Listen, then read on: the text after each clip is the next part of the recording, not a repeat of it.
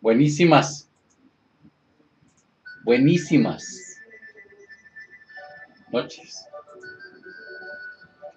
Me encanta estar aquí. Me siento feliz. Mi Cristo interior, salve y bendice a tu Cristo interior, tú que ya estás conectado y los que se van a conectar hoy, mañana, cualquier día. Y el de aquellas personas que queriendo conectarse no pueden. Hoy es jueves 9 de mayo de 2013 y este programa es el número 512.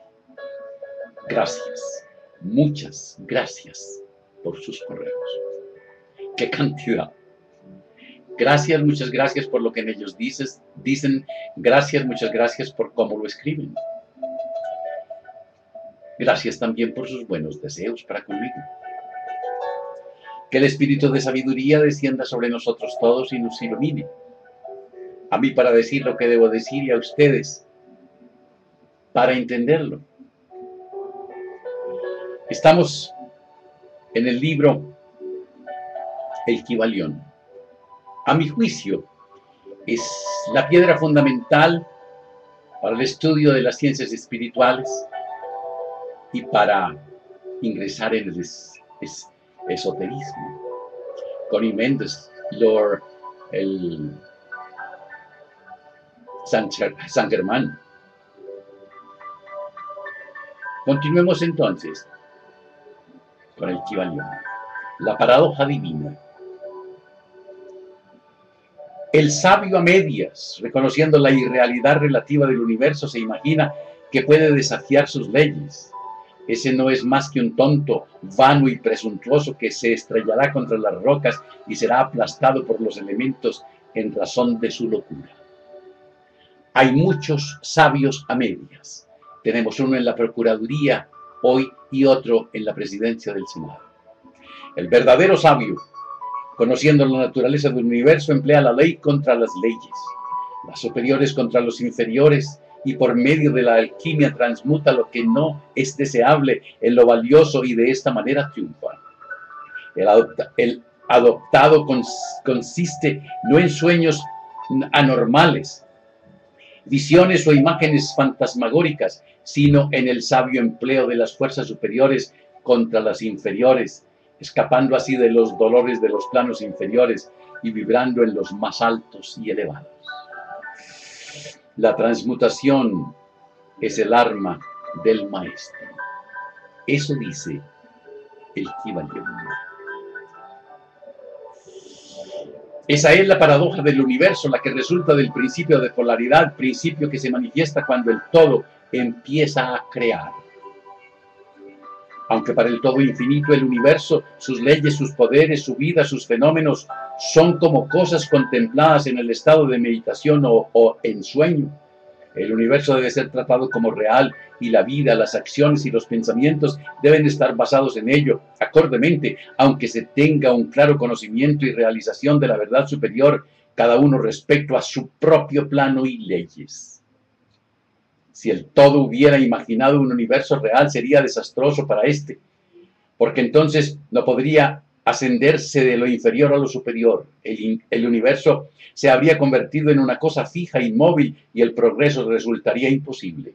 Y si el hombre, por su parte, debido a su semisabiduría, actúa y vive y piensa en el universo como si fuera un sueño, parecido a sus propios ensueños finitos, así se convertirá efectivamente para él, y al igual que un cadáver que caminase, se encontrará dando vueltas y más vueltas en un círculo sin hacer el menor progreso y siendo forzado por último a despertarse y vivir por las leyes naturales que él hubiera olvidado. Escuchen estos planteamientos. ¿Por qué? Porque es que sencillamente, aunque definitivamente el texto es denso, no está disponible para todo el mundo, de todas maneras, es muy interesante. ¿Qué le pasa a esto? Q, arranque pues.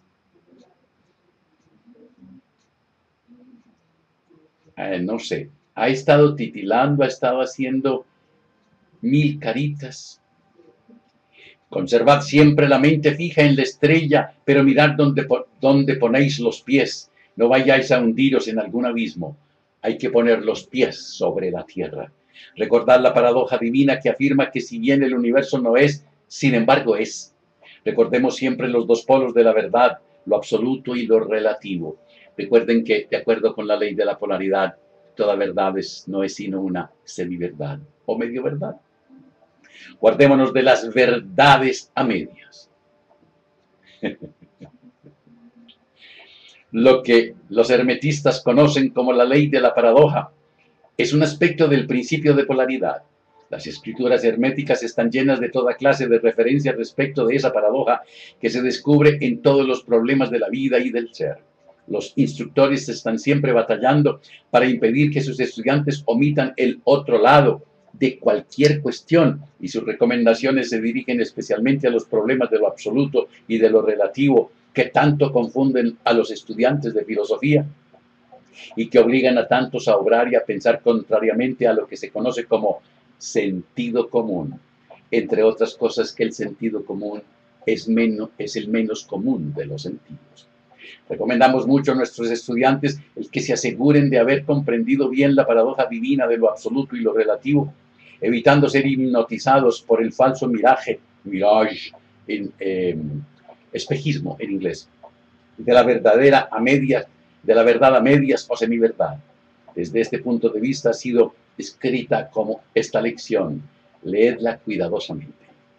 La primera idea que se le ocurre al pensador que ha comprendido y realizado la verdad de que el universo es una creación mental del todo, es la de que el universo y todo cuanto éste contiene es una pura ilusión, una irrealidad contra cuya idea se revuelve inmediatamente. Pero esto, tal como otras grandes verdades, deben ser considerados desde los puntos de vista absoluto y relativo. Desde el punto de vista absoluto, el universo es, por supuesto, una ilusión, un sueño, una fantasmagoria, si se compara con todo lo que es en sí mismo. Esto lo reconocemos nosotros mismos cuando hablamos del mundo como de un sueño que va y viene, que nace y muere, desde el momento en que todo lo que es mudable, que cambia, que es finito o insubstancial, debe ser ligado a la idea del universo creado, cuando se compara con el todo mismo, no importando cuál sea nuestra creencia respecto de la naturaleza de ambos. Filósofos, metafísicos, científicos y teólogos, todos están de acuerdo sobre ello, y esta concepción se encuentra en todos los sistemas filosóficos y religiosos, así como en las respectivas teorías de las escuelas metafísicas y teológicas. Las enseñanzas herméticas no predican la insustancialidad del universo en términos más fuertes que los que os son más familiares, aunque la exposición del asunto pueda pareceros algo más contundente. Todo cuando tenga un principio y un fin, en cierto sentido, debe ser irreal e ilusorio, y el universo se encuentra en este caso, sea cual fuera el sistema de las escuelas de pensamiento. Desde el punto de vista absoluto, nada hay real excepto el todo, no importando los términos que empleemos al pensar sobre ello o al discutirlo. Bien sea que el universo haya sido creado de materia o bien se trate de una creación mental en la mente del todo, es insustancial, mudable, sujeto al tiempo, al espacio y al cambio. Debemos comprender y sentir bien esto antes de pensar y examinar la concepción hermética de la naturaleza mental del universo. Examinar cualesquiera otras concepciones y ver si existe alguna que no lo admita. Para emplear ilustraciones familiares podemos reconocer el hecho de que la materia existe para nuestros sentidos y haríamos muy mal si así no lo reconociéramos. Y a pesar de ello, nuestra mente finita reconoce la verdad científica de que no hay tal materia desde el punto de vista de la ciencia y que lo que llamamos materia no es más que un agregado de átomos que a su vez no son más que unidades de fuerzas agrupadas que llamamos electrones o iones, vibrando constantemente con movimiento circular. Golpeamos una piedra y sentimos el impacto, parece real y a pesar de ello sabemos que no es más que lo ya expuesto. Pero recordemos que nuestro pie, que siente el golpe mediante la intervención del cerebro, es es similarmente materia constituida por electrones, materia de la cual está también hecho nuestro cerebro. Y por último, si no lo fuera por la mente, no sabríamos nada ni del pie ni de la piedra absolutamente. Es decir, todo es mente. Además, el ideal de un artista o un escultor tratan de reproducir en el mármol o en el lienzo les parece muy real. Igualmente sucede con los personajes que crea la mente de un autor teatral, quien trata de expresarlos para que los demás puedan reconocerlos.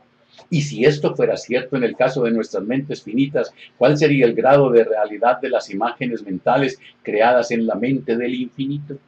O para vos, o para los mortales, este universo de mentalidad es ciertamente muy real. Es el único que jamás podremos conocer, aunque nos elevemos de plano en plano a cada vez más alto, para que lo pudiéramos conocer de otra manera. Por experiencia actual, tendríamos que ser el todo mismo. Es muy cierto que cuando más nos elevamos en la escala, tanto más cerca nos encontraremos de la mente del Padre y tanto más evidente se hace la naturaleza ilusoria de las cosas finitas. Pero hasta que el todo no nos absorba finalmente dentro del mismo, no se desvanecerá la visión. De manera pues que no necesitamos basarnos en esa ilusión. Recordemos más bien la verdadera naturaleza del universo y tratemos de comprender sus leyes mentales, esforzándonos en emplearlas en la forma más efectiva para nuestro progreso ascendente en toda la vida, conforme vamos viajando de un plano a otro del ser. Las leyes del universo no dejan de ser leyes de hierro, aunque sean de naturaleza mental, es decir, se cumplen inexorablemente para quien las conoce o no. Todos excepto el todo están sujetos a ellas. Lo que está en la infinita mente del todo es real, solo un grado menos que la realidad misma que constituye la naturaleza del todo. No nos sintamos pues inseguros o temerosos, sintámonos firmemente sostenidos en la mente infinita y nada existirá que pueda dañarnos o causarnos miedo. No hay poder alguno fuera del todo que pueda afectarnos. Podemos permanecer tranquilos y seguros, y en esta realización, una vez alcanzada, existe una plenitud de seguridad y calma. Entonces dormiremos serenamente sobre la firmeza inconcebible de lo profundo y descansaremos seguramente sobre el océano de la mente infinita que constituye al todo. En él ciertamente vivimos, nos movemos y tenemos nuestro ser. Hoy me he sentido en la plenitud de mi felicidad. La materia no es menos materia por nosotros mientras permanezcamos en este plano, aunque sepamos que no es sino un agregado de partículas de fuerza o electrones que vibran rápidamente, girando unas en torno de otras en la formación de los átomos. Los átomos a su vez giran y vibran y forman así las moléculas, y las agrupaciones de estas componen las grandes masas de materia. Y no será menos materia por el hecho de que cuando avancemos en nuestra investigación, sepamos que la fuerza cuyas unidades son los electrones no son más que unidades de manifestación de la mente del todo, y que como todo lo demás en el universo es puramente mental en su naturaleza. Aunque en el plano de la materia tenemos que reconocer sus fenómenos, podemos dominarla, como lo hacen todos maestros en mayor o menor grado, aplicándole las fuerzas superiores. Cometeríamos una locura si negáramos la existencia de la materia en ese aspecto relativo. Podemos sí negar su dominio sobre nosotros, está bien, pero no debemos intentar ignorarla en su aspecto relativo, por lo menos mientras vivamos en este plano, en este planeta. Las leyes de la naturaleza tampoco se hacen menos constantes o efectivas por el hecho de que las conozcamos y sepamos que son simples creaciones mentales. Obran plenamente en todos los planos y nos liberamos de las leyes inferiores aplicándoles las superiores, y solo podemos conseguir de esta manera, pero no podemos escapar a la ley o elevarnos por encima de ella completamente. Nadie sino el todo puede escapar a la ley. Y esto es debido a que el todo es la ley misma, del cual todos los demás brotamos. Los más avanzados maestros pueden adquirir los poderes que se atribuyen generalmente a los dioses, y existen muchos grados del ser en la gran jerarquía de la vida, cuyos poderes trascienden hasta los de los más elevados. maestros en un grado inconcebible para los mortales, pero hasta el maestro más grande y el ser más elevado pueden inclinarse ante la ley y son como nada ante los ojos del todo. Así que si hasta esos elevados seres, cuyos poderes exceden a los atribuidos por el hombre a sus dioses, están sujetos y sirven a la ley, imaginad la presunción del mortal de nuestra raza cuando mira a las leyes de la naturaleza como irreales, visionarias e ilusorias, porque ha podido alcanzar a ver que esas leyes son de naturaleza mental o simples creaciones del todo.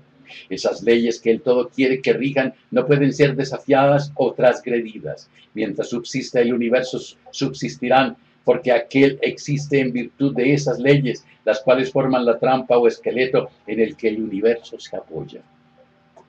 El principio hermético del mentalismo, a la vez que explica la verdadera naturaleza del universo sobre la base de que todo es mental, no cambia los conceptos científicos de la vida o de la evolución.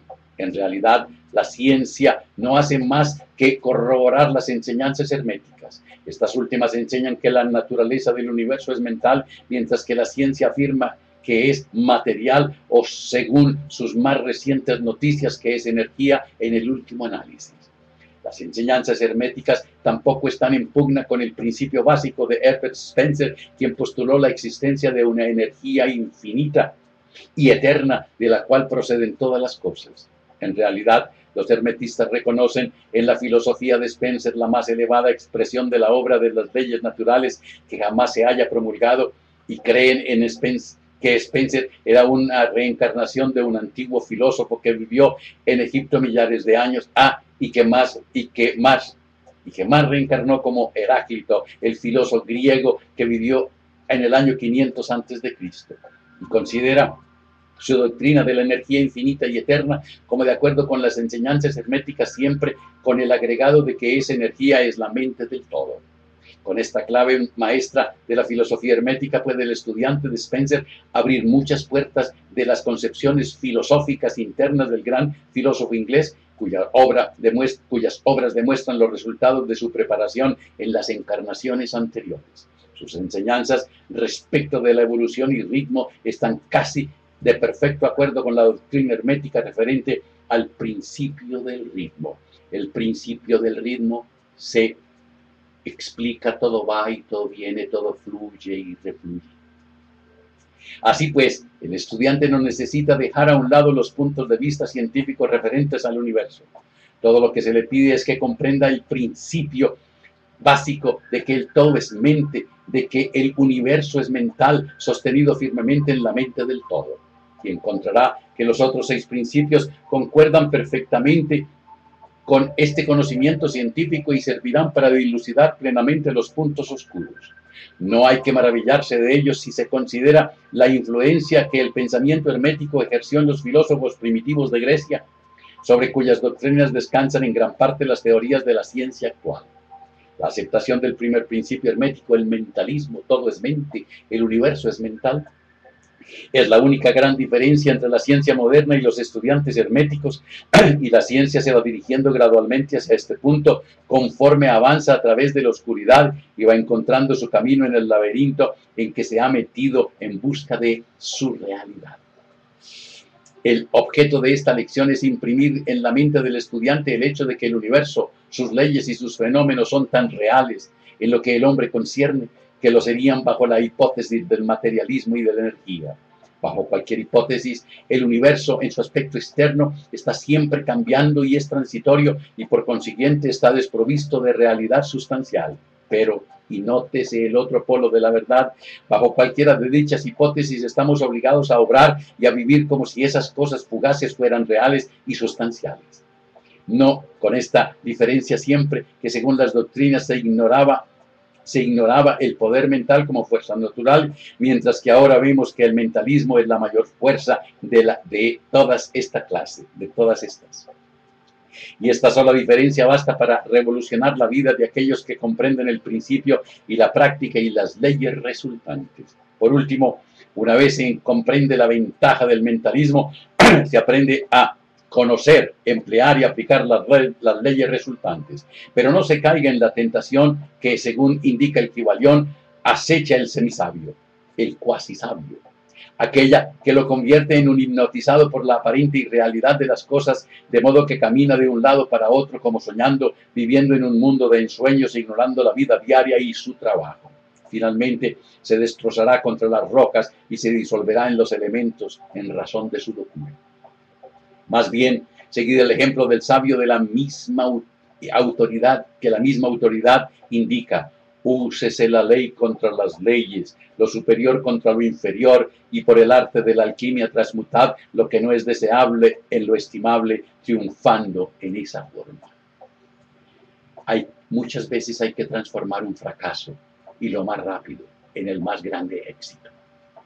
De acuerdo con esa doctrina, debe evitarse la semisabiduría, que es la locura e ignorancia de la verdad de que el dominio consiste no en sueños anormales o visiones y fantásticas imaginaciones, sino en emplear las fuerzas superiores contra las inferiores, escapando así a los dolores de los planos inferiores mediante la elevación de los superiores. ¡Ah!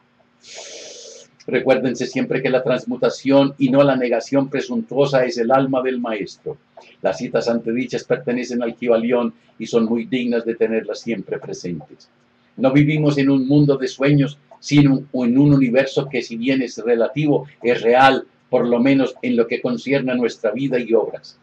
Nuestra misión en el universo no es negar su existencia, sino vivir empleando debidamente sus leyes para ascender de lo inferior a lo superior, viviendo y haciendo lo mejor que podamos dentro de las circunstancias que surgen cada día y viviendo todo lo posible nuestras más elevadas ideas e ideales.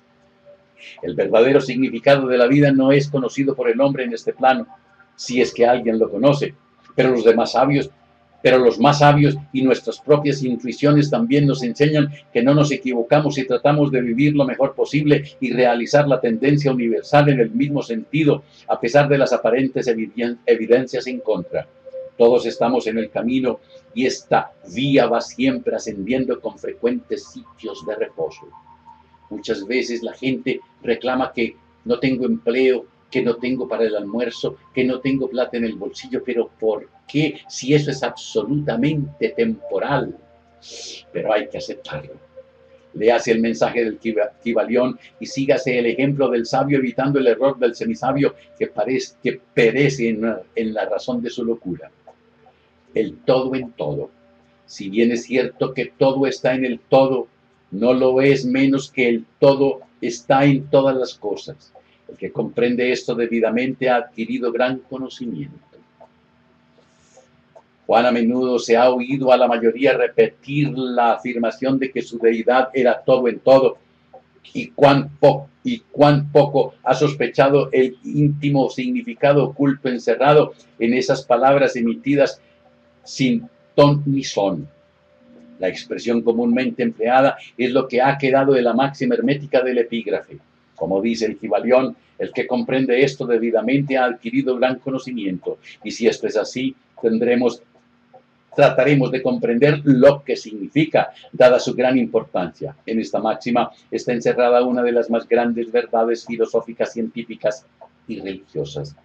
Ya hemos dado la enseñanza hermética concerniente a la naturaleza mental del universo, la verdad de que el universo es mental, sostenido en la mente del todo. Cuando dice el Kybalión en el pasaje citado, todas las cosas están en el todo, pero adviertes también la siguiente afirmación correlacionada. Es igualmente cierto que el todo está en todas las cosas. Esta contradicción aparente es conciliable según la ley de la paradoja. Es además una afirmación hermética exacta sobre las relaciones que existen en el todo y en su universo mental. Ya hemos visto cómo es que todo está en el todo. Examinaremos ahora el segundo aspecto del asunto. La doctrina hermética indica que el todo es inmanente e inherente al universo, así como en toda parte, partícula, unidad o combinación dentro del universo. Los maestros suelen ilustrar este postulado refiriéndose al principio de correspondencia. El instructor pide al estudiante que forme una imagen mental de algo, de una persona, una idea o alguna cosa que tenga forma mental, siendo el ejemplo preferido el de un autor que se está formando una idea de pensamiento, el de un pintor o escultor que está creando la imagen mental de lo que trata de expresar en su arte. En cada caso, el estudiante verá que, aunque la imagen tiene existencia y ser únicamente dentro de su propia mente, sin embargo, el estudiante mismo, autor, pintor o escultor, es en cierto sentido inmanente en dicha imagen. En otras palabras, toda la virtud, vida, espíritu o realidad de la imagen mental se deriva de la inmanente mente del pensador. Medite esto un instante el estudiante hasta que comprenda la idea general. Ahora sí. Empleando otro ejemplo, podríamos decir que Otelo, Iago, Hamlet, Lear, el rey Lear de William Shakespeare y Ricardo III también de William Shakespeare existieron en la mente de William Shakespeare en el momento de su concepción o creación. Y sin embargo, Shakespeare existió siempre dentro de cada uno de sus personajes, dándole su vida, su vitalidad, su espíritu y su acción. Cuando un escultor esculpe la Pietà, cualquiera de sus obras, ahí está el escultor, pero la estatua no es el escultor. Igual que la obra, sí. La ley de la paradoja explica que ambas proposiciones son ciertas, consideradas desde los puntos de vista apropiados. Macbeth es a la vez Macbeth y Dickens, y mientras puede decirse que Macbeth es Dickens, Dickens no es idéntico a Macbeth. Obvio, si yo en el teatro represento a un personaje de la obra, yo no soy el personaje, yo lo represento. Y cuando me desvisto, me quito, me atuendo que lo caracteriza, vuelvo a ser yo. Hermoso, hermoso. El estudiante comprenderá, por supuesto, que las ilustraciones enunciadas antes son necesariamente imperfectas e inadecuadas porque representan la creación de imágenes mentales de mentes finitas, mientras que el universo es la creación de una mente infinita y la diferencia entre los dos polos la separa. Y sin embargo, es solo cuestión de grado. Al mismo principio es el que opera. El principio de correspondencia se manifiesta en cada una, como es arriba, es abajo, como es abajo, es arriba. Y en proporción a la realización que obtenga el hombre de la existencia del espíritu subyacente, inmanente en su propio ser, se elevará a la escala de la vida. Esto es lo que significa el desarrollo espiritual, el reconocimiento, la realización y la manifestación del espíritu interno, nuestro ser interno. Recuérdese siempre esta definición. Existen muchos planos del ser, muchos subplanos de vida, muchos grados de existencia en el universo, y todos dependen del adelanto de los seres en la escala, cuyo punto más bajo es la materia más densa, estando el ser más elevado separado del espíritu del todo, solo por una sutilísima división. Y por todas partes, a lo largo de esta escala de la vida, todo está en movimiento, todos están en el sendero, cuyo fin y meta es el todo. Todo progreso es una vuelta al hogar. Todo se mueve hacia arriba, adelante, a pesar de las aparentes contradicciones. Este es el mensaje del iluminado. La doctrina hermética, concerniente al proceso de la creación mental del universo es que al principio del ciclo creador, el todo en su aspecto de ser proyecta su voluntad hacia su aspecto de devenir y el proceso de la creación comienza. Se dice que este proceso se reduce a una disminución gradual de la intensidad vibratoria hasta que se alcanza un grado muy bajo de energía vibrante, en cuyo punto se manifiesta la forma más densa posible de materia. Este proceso se llama involución porque el todo se envuelve en su creación. Y esto tiene su correspondencia en los procesos mentales de un artista, escritor o inventor, quien se envuelve tanto en su creación mental que olvida casi completamente su propia existencia, pues en todos momentos vive en su creación. Si en vez de la palabra Da Vinci se subía al andamio cuando pintaba la Capilla Sistina y se demoraba hasta una semana sin bajar, empleáramos la de absorberse, quizás se dará una idea más clara del significado de que trata de surgir. A este estado involutivo de la creación suele también llamársele emanación de la energía divina, así como el estado evolucionado se denomina absorción. Al polo más extremo del proceso creador, se le considera como el más separado del todo, en tanto que el principio del estado evolutivo es mirado como un retorno de la oscilación del péndulo del ritmo, como una vuelta al hogar. Todo va y todo viene, todo fluye y refluye, la ley del péndulo. La enseñanza es que durante la efusión las vibraciones se van amortiguando gradualmente hasta que el impulso amortiguador cesa por último y entonces se produce el retorno de la oscilación pendular.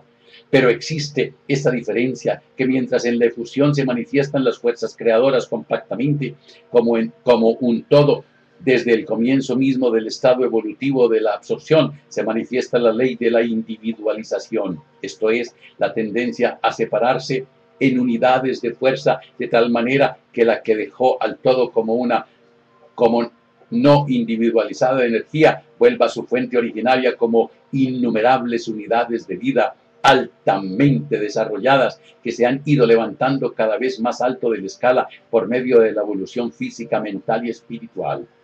Los antiguos herméticos empleaban la palabra meditación para describir el proceso de la creación mental del universo en la mente del todo, habiéndose empleado también frecuentemente la palabra contemplación. Pero la idea que parece sugerir es el del empleo de la atención divina. Atención es una palabra derivada de la raíz latina que significa alcanzar, llegar, y el acto de atención es realmente un alcance, una extensión de la energía mental, de manera pues que comprenderemos perfectamente el concepto si examinamos el verdadero significado de la atención. La doctrina hermética concerniente a la evolución es que el todo, habiendo meditado sobre el principio de la creación y establecido así la base material del cosmos, pensándolo en la existencia, gradualmente va despertándose de su meditación y al hacerlo produce la manifestación del proceso evolutivo en los planos material, mental y espiritual sucesivamente y en ese orden. Así empieza el movimiento ascendente y todos los seres comienzan a dirigirse hacia el espíritu. La materia se va haciendo menos densa, las unidades vienen a ser, las combinaciones se inician, la vida aparece y va manifestándose en formas cada vez más elevadas y la mente se va haciendo más y más evidente, vibrando todo cada vez más intensamente. En una palabra, el proceso entero de la evolución en todas sus fases comienza y sigue de acuerdo con las leyes del proceso de absorción. Todo esto ocupa eones, millones de años, eón, y de eones de tiempo, estando compuesto cada eón por millones de años. Pero según dice el iluminado, toda la creación, incluyendo la involución y la evolución de un universo, no es más que un abrir y cerrar de ojos para el todo. Al fin de innumerables ciclos de eones de tiempo, el todo retira su atención, contemplación o meditación del universo, porque la gran obra ha terminado y todo queda absorbido en él de quien otrora emergió. Pero el misterio de los misterios es que el espíritu de cada alma no queda aniquilado, sino que se expande infinitamente, sumergiéndose uno en otro, el creador, el creado. Esta es la voz de la iluminación. La ilustración expuesta sobre la meditación y el subsiguiente despertar de ella del todo no es, por supuesto, más que un intento de descripción del proceso infinito mediante un ejemplo finito. Pero no obstante, como arriba es abajo, la diferencia es solo de grado, y así como el todo se despierta de su meditación sobre el universo, así también el hombre, a su debido tiempo, cesará de manifestarse sobre el plano material y se irá retirando cada vez más en el espíritu interno que, ciertamente, es el ego divino. Hay otra cosa más de la que deseamos hablar en esta lección y esto llega muy cerca del campo metafísico de especulación, aunque nuestro propósito es simplemente mostrar la futilidad de tal especulación. Aludimos a la pregunta que inevitablemente se presenta ante la mente de todos los pensadores que se han aventurado a buscar la verdad. La pregunta es, ¿por qué creó el todo el universo? Esta pregunta podrá ser formulada en diferente forma, pero su esencia es siempre la misma.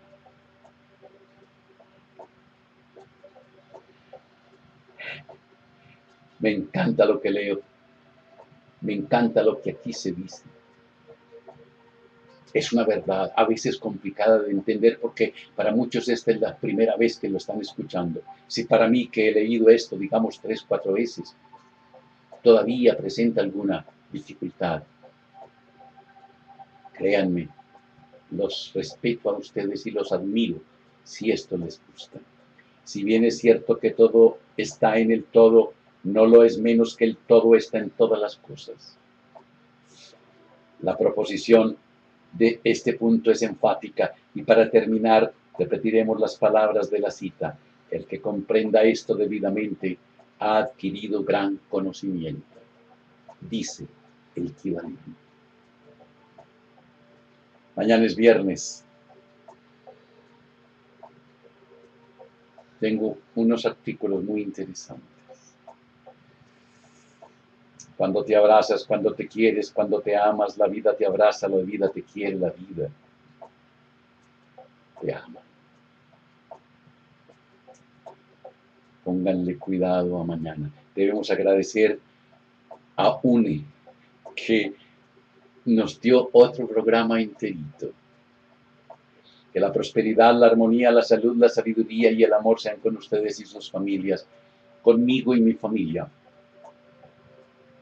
Hoy es jueves, invoquen antes de dormirse el espíritu de sabiduría, cuéntenle lo que hicieron hoy y si encuentran que algo les incomoda en su conciencia, perdonen, amen, agradezcan y olviden.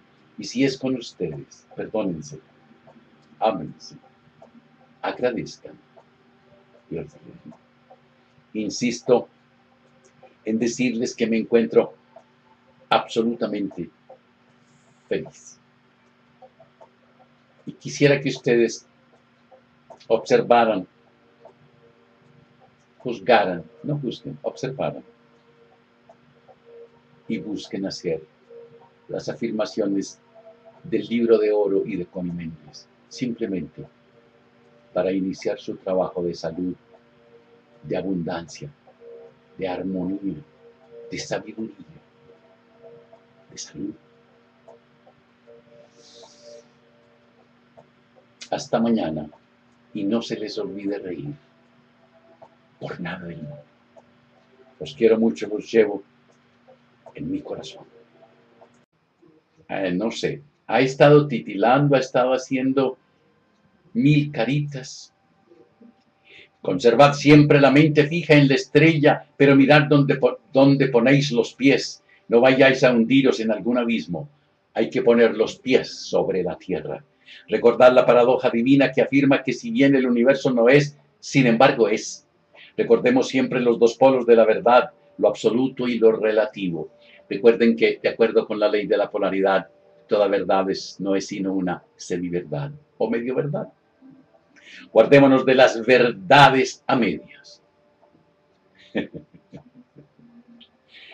Lo que los hermetistas conocen como la ley de la paradoja es un aspecto del principio de polaridad. Las escrituras herméticas están llenas de toda clase de referencias respecto de esa paradoja que se descubre en todos los problemas de la vida y del ser. Los instructores están siempre batallando para impedir que sus estudiantes omitan el otro lado de cualquier cuestión y sus recomendaciones se dirigen especialmente a los problemas de lo absoluto y de lo relativo que tanto confunden a los estudiantes de filosofía y que obligan a tantos a obrar y a pensar contrariamente a lo que se conoce como sentido común. Entre otras cosas que el sentido común es el menos común de los sentidos. Recomendamos mucho a nuestros estudiantes el que se aseguren de haber comprendido bien la paradoja divina de lo absoluto y lo relativo, evitando ser hipnotizados por el falso mirage,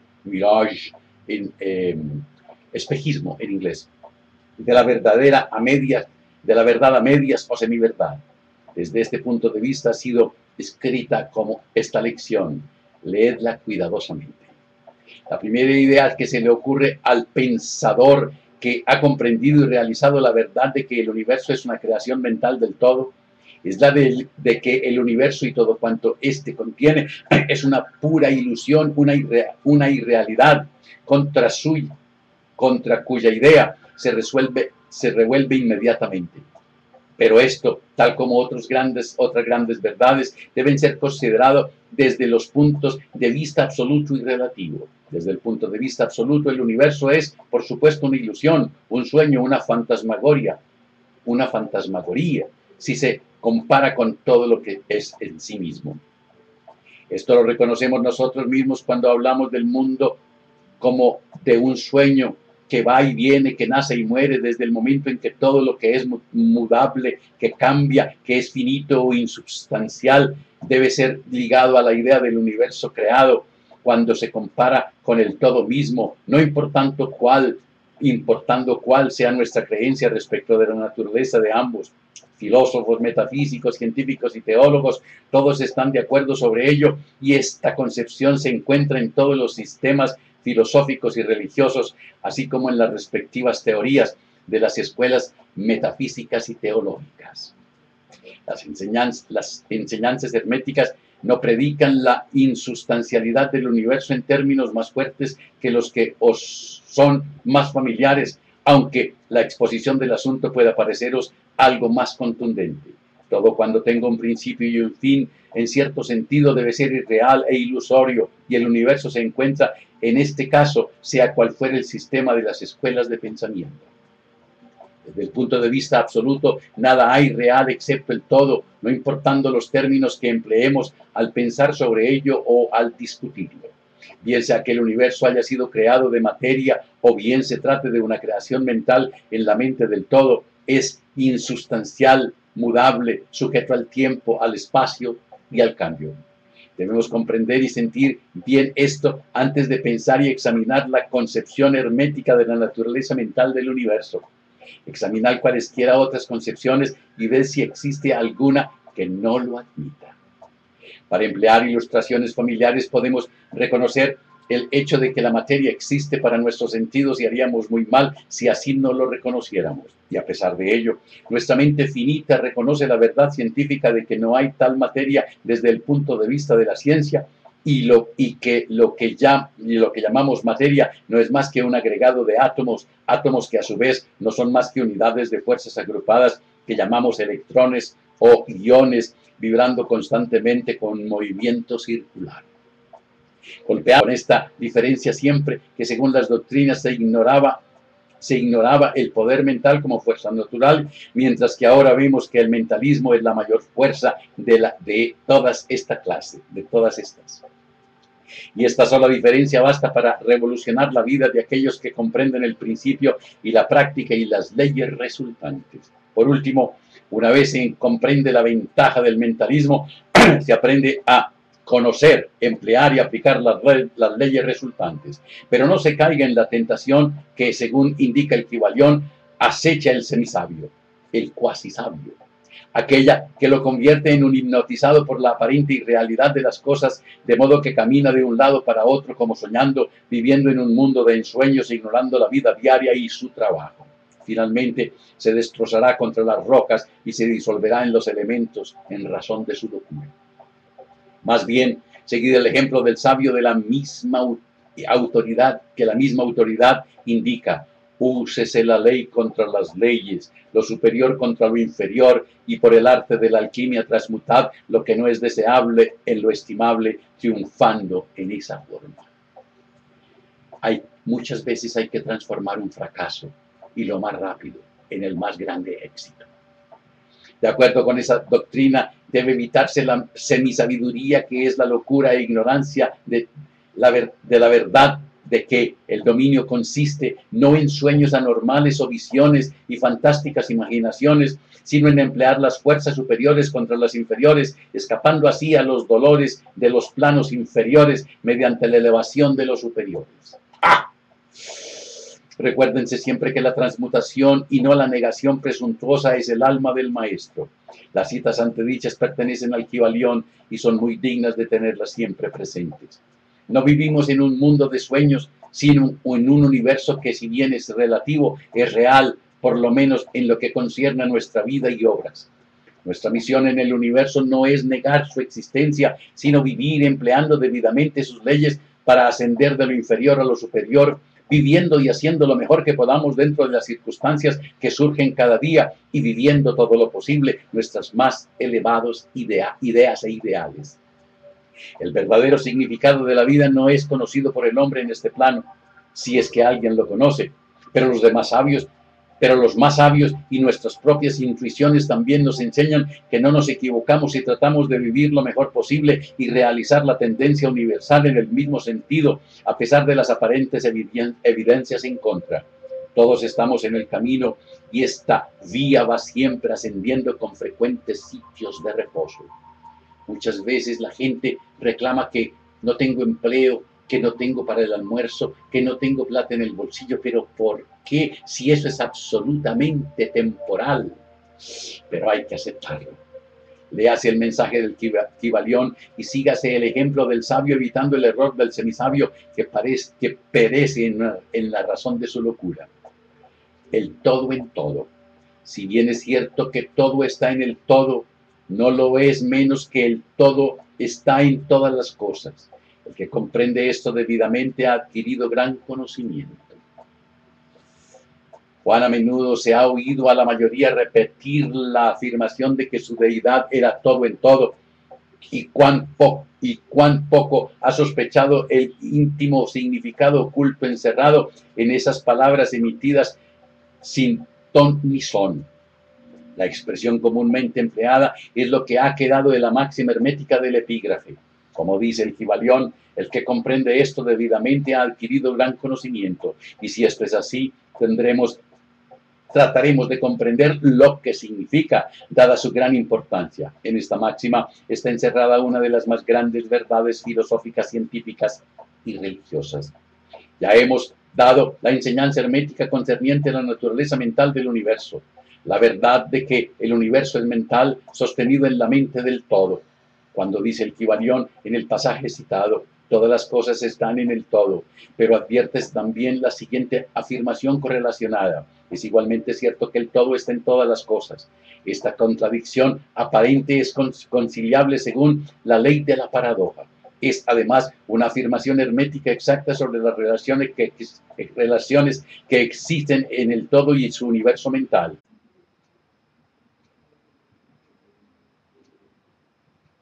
Buenísimas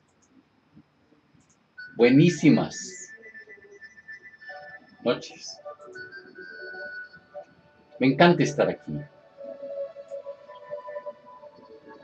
Me siento feliz. Mi Cristo interior, salve y bendice a tu Cristo interior, tú que ya estás conectado y los que se van a conectar hoy, mañana, cualquier día. Y el de aquellas personas que queriendo conectarse no pueden. Hoy es jueves 9 de mayo de 2013 y este programa es el número 512. Gracias, muchas gracias por sus correos. ¡Qué cantidad! Gracias, muchas gracias por lo que en ellos dicen. Gracias, muchas gracias por cómo lo escriben. Gracias también por sus buenos deseos para conmigo. Que el espíritu de sabiduría descienda sobre nosotros todos y nos ilumine. A mí para decir lo que debo decir y a ustedes para entenderlo. Estamos en el libro El Kybalión. A mi juicio, es la piedra fundamental para el estudio de las ciencias espirituales y para ingresar en el esoterismo. Connie Méndez, Lord San Germán. Continuemos entonces con el Kybalión. La paradoja divina. El sabio a medias, reconociendo la irrealidad relativa del universo, se imagina que puede desafiar sus leyes. Ese no es más que un tonto, vano y presuntuoso que se estrellará contra las rocas y será aplastado por los elementos en razón de su locura. Hay muchos sabios a medias. Tenemos uno en la Procuraduría hoy y otro en la Presidencia del Senado. El verdadero sabio, conociendo la naturaleza del universo, emplea la ley contra las leyes, las superiores contra los inferiores y por medio de la alquimia transmuta lo que no es deseable en lo valioso y de esta manera triunfa. El adoptado consiste no en sueños anormales, visiones o imágenes fantasmagóricas, sino en el sabio empleo de las fuerzas superiores contra las inferiores, escapando así de los dolores de los planos inferiores y vibrando en los más altos y elevados.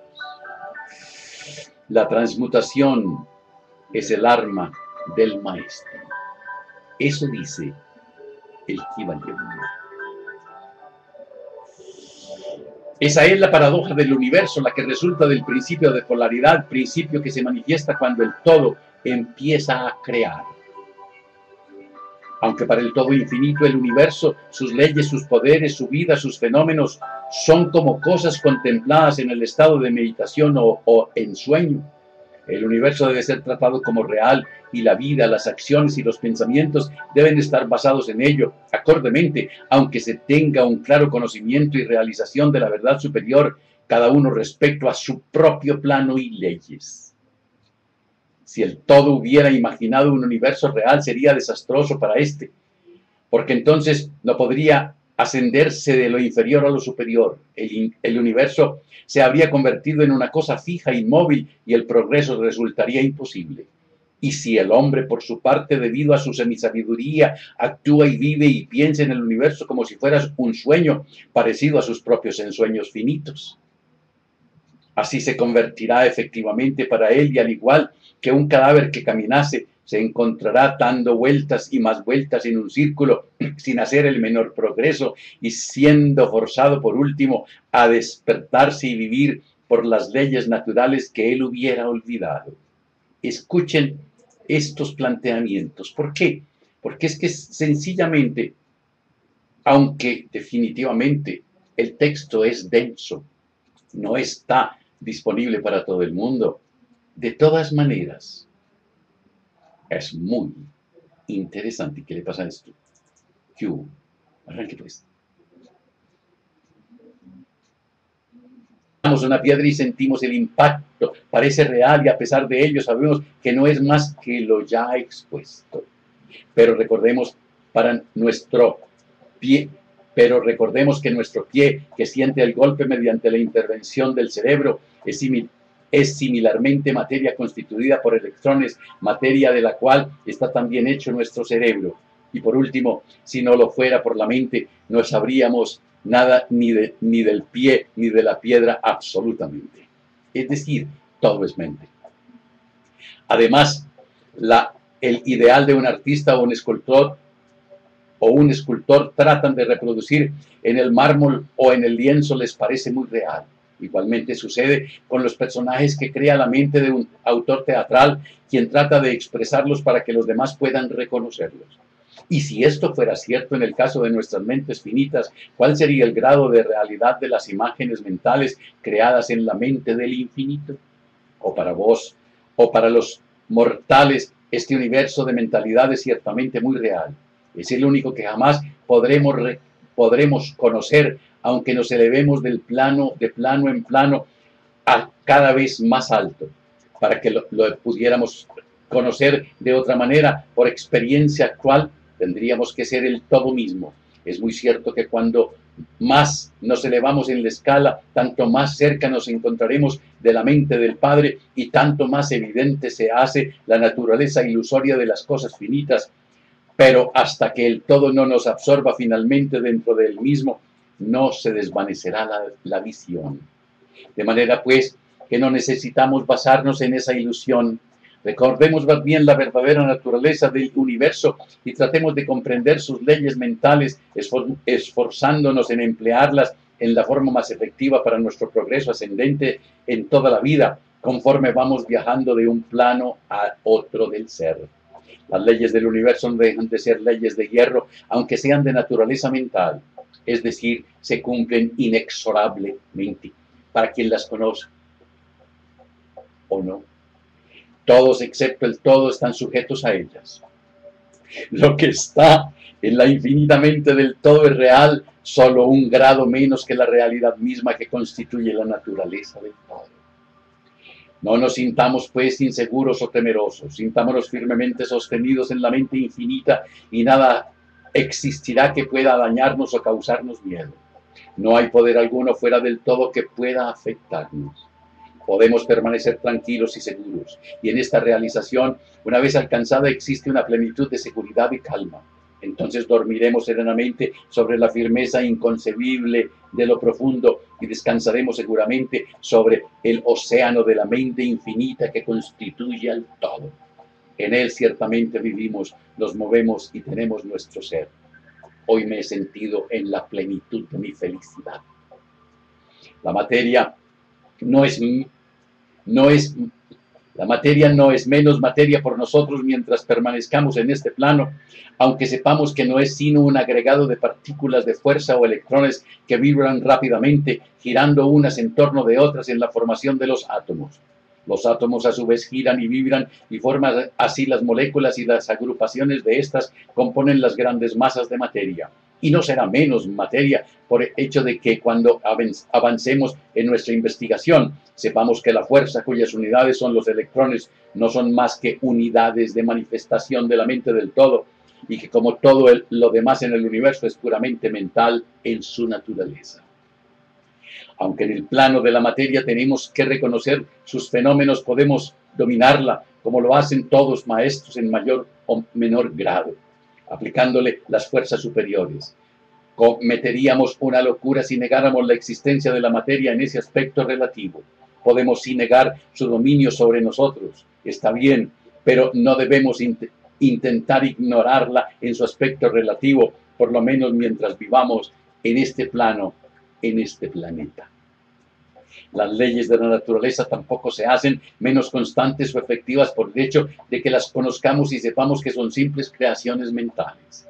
Obran plenamente en todos los planos y nos liberamos de las leyes inferiores aplicándoles las superiores, y solo podemos conseguir de esta manera, pero no podemos escapar a la ley o elevarnos por encima de ella completamente. Nadie sino el todo puede escapar a la ley, y esto es debido a que el todo es la ley misma, del cual todos los demás gozamos. Los más avanzados maestros pueden adquirir los poderes que se atribuyen generalmente a los dioses, y existen muchos grados del ser en la gran jerarquía de la vida, cuyos poderes trascienden hasta los de los más elevados. Maestros en un grado inconcebible para los mortales, pero hasta el maestro más grande y el ser más elevado pueden inclinarse ante la ley y son como nada ante los ojos del todo. Así que si hasta esos elevados seres, cuyos poderes exceden a los atribuidos por el hombre a sus dioses, están sujetos y sirven a la ley, imaginad la presunción del mortal de nuestra raza cuando mira a las leyes de la naturaleza como irreales, visionarias e ilusorias, porque ha podido alcanzar a ver que esas leyes son de naturaleza mental o simples creaciones del todo. Esas leyes que el todo quiere que rijan no pueden ser desafiadas o transgredidas. Mientras subsista el universo, subsistirán, porque aquel existe en virtud de esas leyes, las cuales forman la trampa o esqueleto en el que el universo se apoya. El principio hermético del mentalismo, a la vez que explica la verdadera naturaleza del universo sobre la base de que todo es mental, no cambia los conceptos científicos de la vida o de la evolución. En realidad, la ciencia no hace más que corroborar las enseñanzas herméticas. Estas últimas enseñan que la naturaleza del universo es mental, mientras que la ciencia afirma que es material, o según sus más recientes noticias, que es energía en el último análisis. Las enseñanzas herméticas tampoco están en pugna con el principio básico de Herbert Spencer, quien postuló la existencia de una energía infinita y eterna de la cual proceden todas las cosas. En realidad, los hermetistas reconocen en la filosofía de Spencer la más elevada expresión de la obra de las leyes naturales que jamás se haya promulgado, y creen en que Spencer era una reencarnación de un antiguo filósofo que vivió en Egipto millares de años, y que más reencarnó como Heráclito, el filósofo griego que vivió en el año 500 a.C. y considera su doctrina de la energía infinita y eterna como de acuerdo con las enseñanzas herméticas, siempre con el agregado de que esa energía es la mente del todo. Con esta clave maestra de la filosofía hermética puede el estudiante de Spencer abrir muchas puertas de las concepciones filosóficas internas del gran filósofo inglés, cuyas obras demuestran los resultados de su preparación en las encarnaciones anteriores. Sus enseñanzas respecto de la evolución y ritmo están casi de perfecto acuerdo con la doctrina hermética referente al principio del ritmo.